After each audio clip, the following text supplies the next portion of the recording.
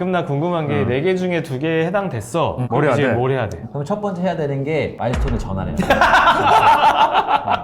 네, 안녕하세요. 양견TV 양준영 회사입니다. 김기현입니다. 네, 권순환입니다. 오늘은 외감 대상, 저희가 이제 흔히 말하는 너네 외부 감사 받아? 라고 하는 그 대상 요건이 네. 뭔지에 대해 알아보려고. 왜 근데 지금 찍냐?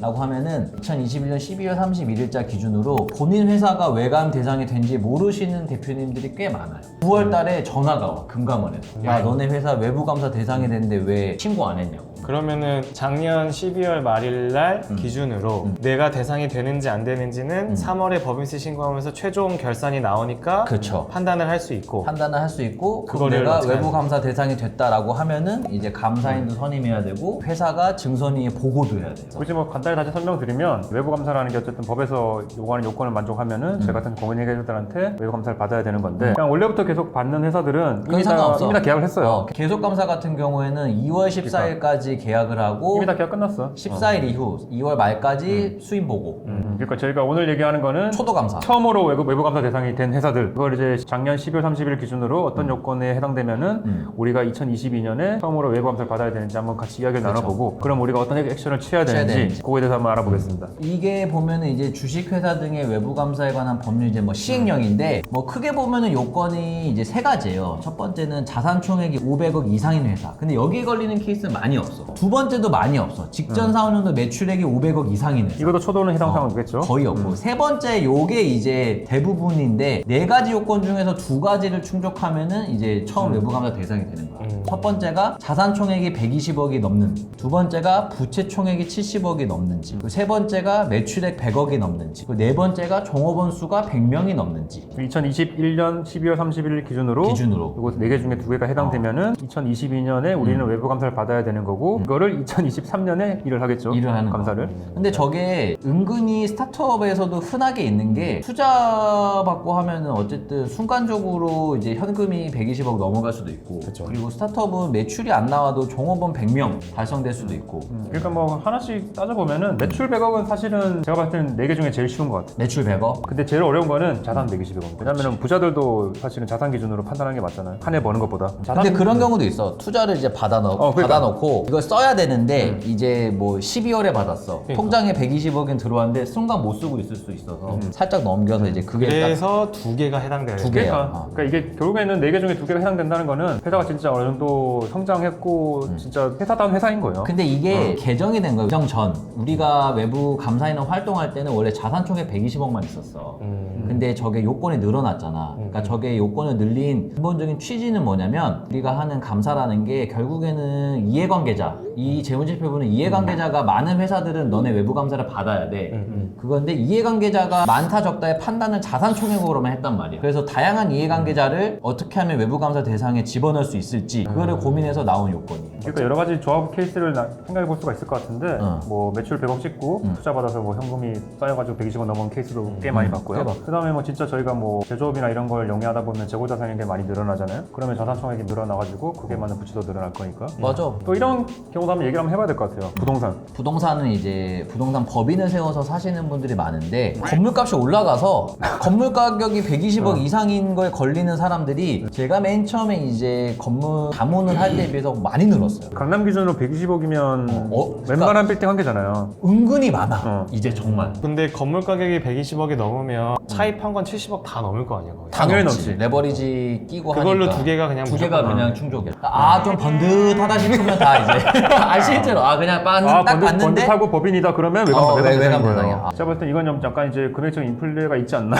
금액적 인플레 있지. 특히나 부동산 쪽은 확 뛰었으니까 거기에 해당되는 게 좀 많이 생겼을 것 같아요. 두 분은 초도감사 옛날 회계법인 다닐 때 추억이 좀 있나요? 회사 설립하고 초도 감사는 많이 해봤는데 비펌 했을 때는 나는 많이 없었어.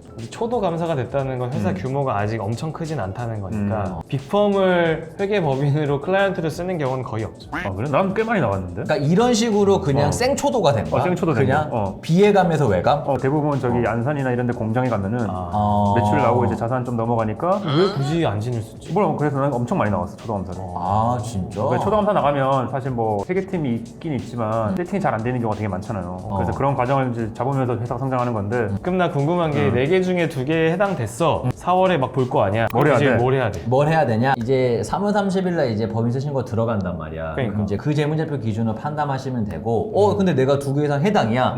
그럼 첫 번째 해야 되는 게 마일스톤을 전환해야 돼.